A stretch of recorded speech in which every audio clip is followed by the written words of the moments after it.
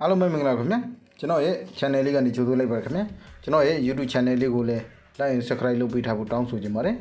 ကျွန်တော်ကနေပြောပြခြင်းတဲ့အကြောင်းအရာလေးကတော့ကျွန်တော်တို့ Facebook မှာ app ပိတ်ပြီးတော့ကျွန်တော် message ပဲဖွင့်ပြီးပြောပြခြင်းပါတယ်ကျွန်တော်တို့ပထမဆုံး Facebook ထဲသွားလိုက်အောင်ကျွန်တော်တို့ Facebook ထဲရောက်ပြီဆိုတော့ကျွန်တော်တို့ profile သွားပါမယ် profile ရောက်ပြီဆိုတော့ profile ရဲ့ညာဘက်မှာ73တက်ရှိပါတယ်ဒီ73တက်ကလေးကိုနှိပ်လိုက်ပါမယ်ကျွန်တော်တို့အကောင့်ကြည့်ပါမယ်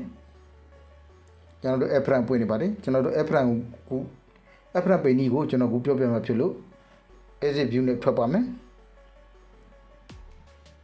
exit view နဲ့ထွက်ပြီဆိုလို့ရှိရင်ကျွန်တော်တို့ဒီမှာဒီ9ခုတွေကကျွန်တော်တို့အောက်က10ခုမြောက်ကိုနှိပ်ပါမယ် view property shortcut ကိုနှိပ်ပါမယ်ဒီထဲကကျွန်တော်တို့နောက်ထပ်တစ်ခုက see more property setting ကို set သွားပါမယ်အဲ့ထက်ကမှကျွန်တော်တို့ဒီဒါလေးကိုရွေးပါမယ်ကျွန်တော်တို့ဒီထက်မှာဒီ9ခုထဲမှာအပေါ်ဆုံးဟာကိုရွေးပါမယ်အပေါ်ဆုံးဟာမှာကျွန်တော်တို့အောက်က find or flag ကိုရွေးပြလိုက်ပါဒါဆိုရင်ကျွန်တော်တို့ Facebook က app ပိတ်ပြီးသားဖြစ်ပါပဲကျွန်တော်တို့အဲ့ဒါဘက်ထွက်ပြီးကြည့်လိုက်ရအောင်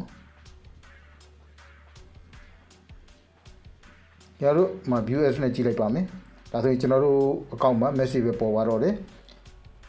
app လုံးဝမပေါ်တော့ပါဘူးအဲ့ဒါကိုကျွန်တော်တို့ကတစ်ခါ app ပြန်ဖွင့်ခြင်းနဲ့ဆိုလို့ချင်းတော့ဒီ exit view နဲ့ပဲသွားပါ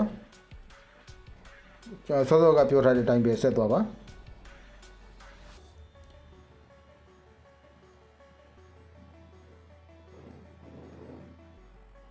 ကျွန်တော်တို့ဒီမှာအပေါ်ဆုံးတစ်ခုပြန်ပြောင်းပြလိုက်တာ ਨੇ ကျွန်တော်တို့ရဲ့ app ကပြန်ပွင့်လာပါပြီကဲအားလုံးပဲအဆင်ပြေကြပါလိမ့်ခင်ဗျာ